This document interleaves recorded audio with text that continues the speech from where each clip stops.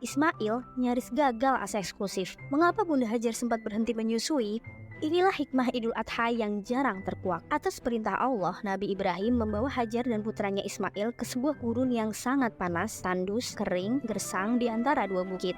Dari Palestina, mereka berjalan menuju Mekah sejauh 1485 km. Setiba di Mekah, Ibrahim harus meninggalkan mereka di tanah gersang tanpa peradaban. Melihat Ibrahim hendak pergi, Hajar bertanya, "Wahai Ibrahim, engkau hendak pergi kemana? Apakah engkau hendak pergi meninggalkan kami? Sementara di lembah ini tidak ada seorang pun manusia dan tidak ada makanan sama sekali." Pertanyaan Hajar diucapkan berkali-kali, tapi Nabi Ibrahim tidak menoleh dan tidak pula menjawab. Hingga akhirnya Hajar berkata kepada Nabi Ibrahim, "Apakah Allah memerintahkan hal ini kepadamu?" Ibrahim menjawab, "Ya." Hajar kemudian berkata, "Jika demikian, Allah tidak akan menyia-nyiakan kami." Setelah itu, Hajar tidak bertanya lagi.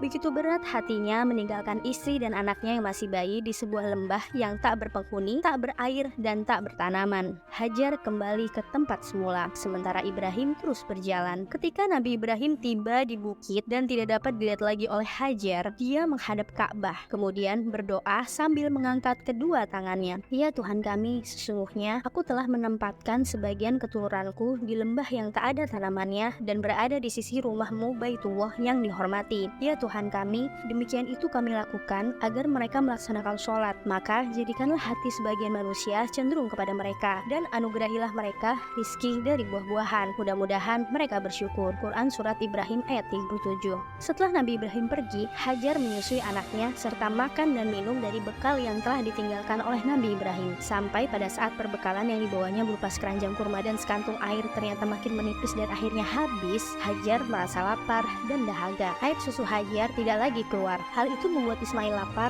dan kehausan. Ia terus menangis.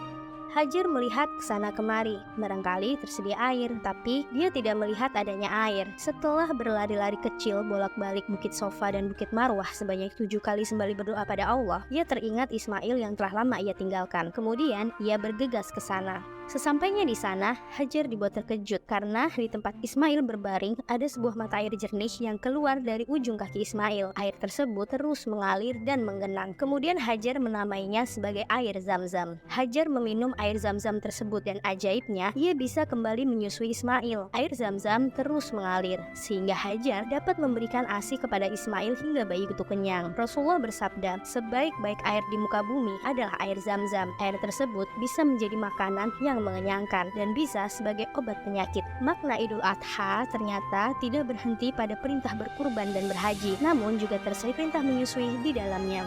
Ada isyarat sains dari kisah ini, bahwa ibu menyusui membutuhkan nutrisi yang cukup, baik dari makanan dan minuman, agar bisa menghasilkan ASI yang cukup untuk bayinya. Dan penelitian modern membuktikan bahwa untuk menghasilkan 1 ml ASI dibutuhkan 0,67 kilokalori.